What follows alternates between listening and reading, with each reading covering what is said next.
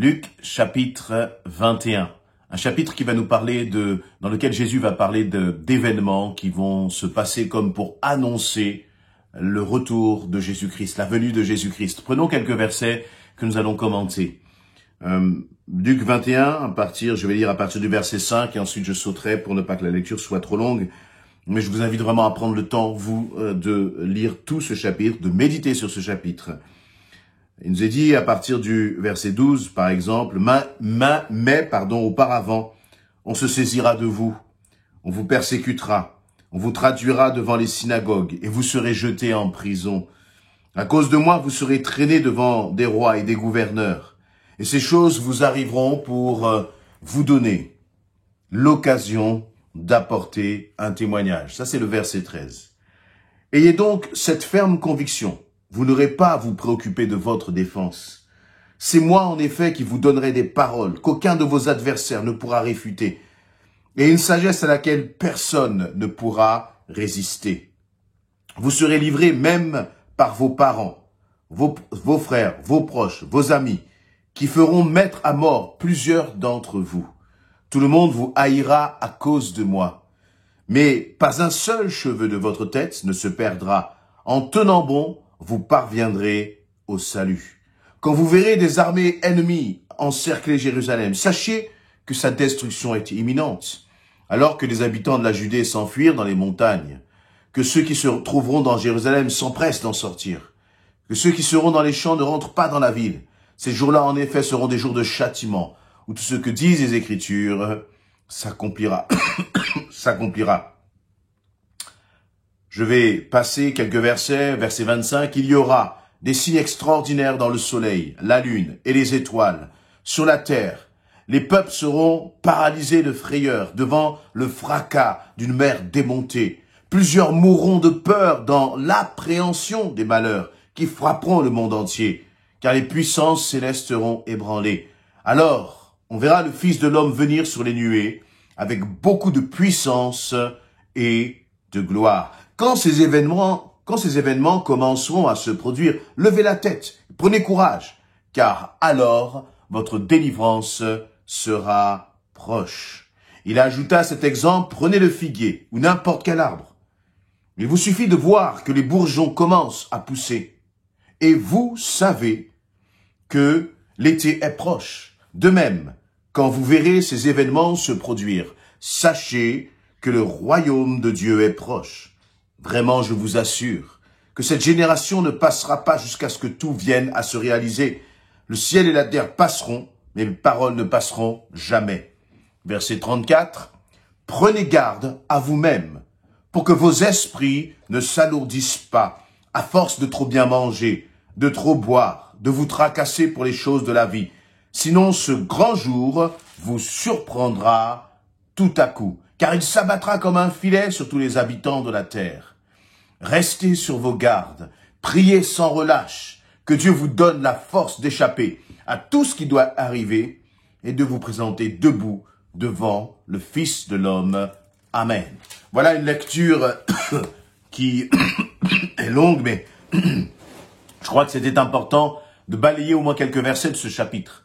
Jésus est là, comme je disais tout à l'heure, en train d'annoncer un certain nombre d'événements. Et il va prendre, durant tout cet énoncé, il va énoncer un certain nombre de catastrophes, des catastrophes climatiques, des catastrophes climatiques, des catastrophes, des circonstances difficiles du point de vue, des bouleversements du point de vue politique, social, religieux aussi. Il va même annoncer d'une façon prophétique ce qui va se passer à peu près 70 ans plus tard sous le règne de l'empereur romain Titus, c'est-à-dire la destruction du temple de Jérusalem. Et puis ensuite, c'est tout Jérusalem qui va être pris d'assaut par les Romains et le peuple juif va fuir même à partir de ce moment-là.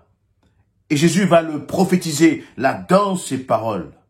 Et il est en train d'un moment de prendre justement cette parabole dans les versets, au verset 29 notamment, cette image de cet arbre, de ce figuier Et puis il dit que quand on commence à voir les branches bourgeonner, alors on sait que l'été est en train d'approcher.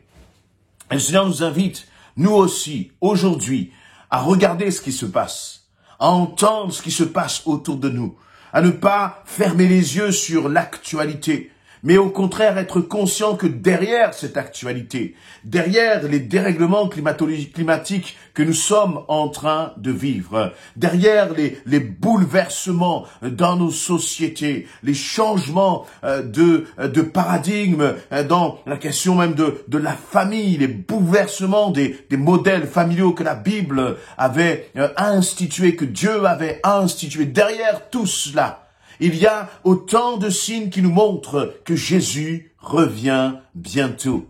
Mais il y a quelques versets là qui m'ont interpellé, notamment lorsque, au verset 28, il nous est dit ceci, quand ces événements commenceront, verset 25, il y aura des signes extraordinaires dans le soleil, la lune, les étoiles, sur la terre.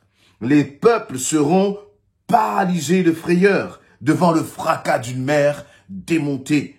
Plusieurs mourront de peur dans l'appréhension des malheurs qui frapperont le monde entier, car les puissances célestes seront ébranlées.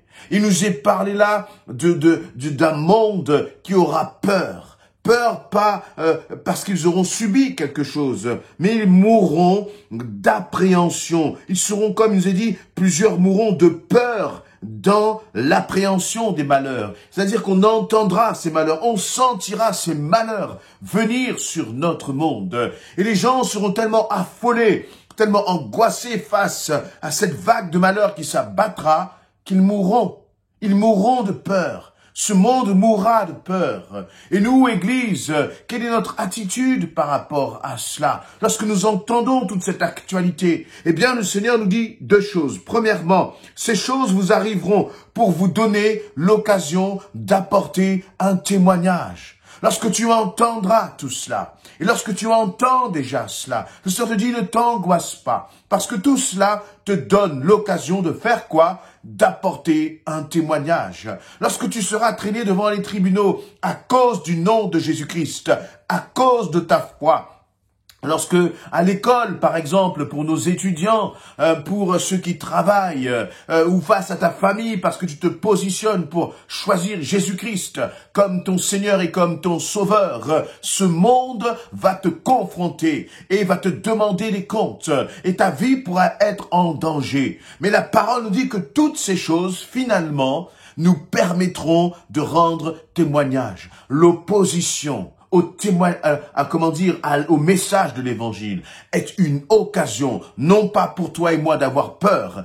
L'opposition n'est pas une occasion pour nous cacher ou nous dissimuler, mais c'est une occasion pour partager le message d'amour de l'évangile, le message d'espoir de l'évangile. Nos responsables politiques, quels que soient les pays, essaient de trouver des solutions. Et nous, en tant qu'enfants de Dieu, nous pouvons prier pour nos responsables politiques. Mais la réalité, c'est que nous sentons qu'il y en a comme, une voie là, qui est sans issue. Il y a comme des phénomènes qui se sont enclenchés dans notre société sur lesquels nous ne pourrons pas revenir. Et que toute l'intelligence humaine ne pourra pas changer ce que Jésus-Christ a déjà écrit. Et d'ailleurs, lorsque Jésus va annoncer de façon prophétique que même le temple de Jérusalem sera détruit, c'est comme pour nous dire aujourd'hui, vous voyez, cette prophétie que j'avais annoncée, elle s'est réalisée 70 ans plus tard. Alors, ce dont je suis en train de parler là sur les dérèglements climatiques, les nations qui se lèveront contre des nations, cela aussi arrivera. Soyez-en sûrs. Et le Seigneur ne nous dit pas cela pour que nous soyons angoissés, mais il nous dit cela en disant: saisissez cela, enfants de Dieu, Église de Christ, pour annoncer, pour proclamer le message de l'Évangile. Parce que lorsque les gens seront angoissés, ce qui va apporter la paix, c'est de réaliser qu'ils peuvent avoir une éternité hors Jésus-Christ et que tout ne se passe pas ici-bas. Il va dire aussi ceci, justement, pour rassurer ceux qui lui appartiennent. Quand, au verset 28, quand ces événements commenceront à se produire, levez la tête et prenez courage, car alors votre délivrance sera proche. Derrière chaque attaque, il y a une délivrance, il y a la main de l'Éternel qui est là comme prête à agir. Et donc tous ces phénomènes, tout ce que nous allons observer et vivre, tout ce que notre société, tout ce qui va venir et frapper notre société ne doit pas être pour nous une occasion d'angoisse, mais au contraire, nous devons voir la saison qui est en train de commencer, la saison qui est en train de s'annoncer. Et cette saison, elle est en train d'annoncer le retour de Jésus-Christ, la venue du royaume de Dieu en puissance. Mais il y a un avertissement que le Seigneur va donner, c'est au verset 34.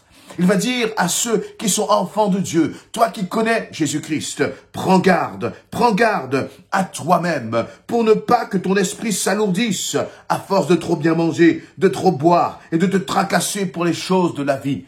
Le Seigneur nous dit, ne soyons pas de ceux qui mettons nos priorités sur les choses de la vie, sur les choses ici-bas avant toute chose. Prends garde à cela. Parce que si tu ne mets pas Christ en premier, si tu mets tes préoccupations en premier, voici ce qui va arriver. Il y a un avertissement sérieux de la part de Jésus-Christ lui-même. Il dit, ce grand jour vous surprendra tout à coup.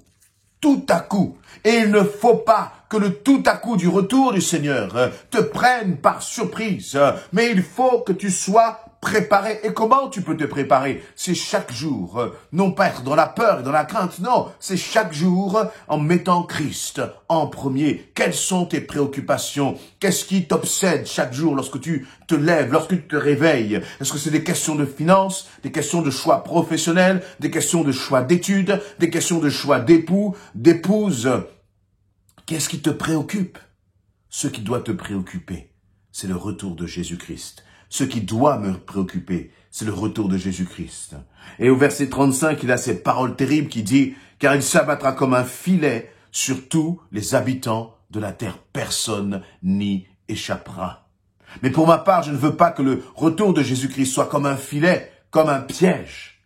Mais au contraire, qu'il soit pour moi comme, finalement, le début de la liberté, le début d'une vie en Christ, pleinement en Christ, d'une vie sans souffrance, sans douleur, sans pleurs, sans tracas, le début d'une vie dans l'éternité avec notre Père.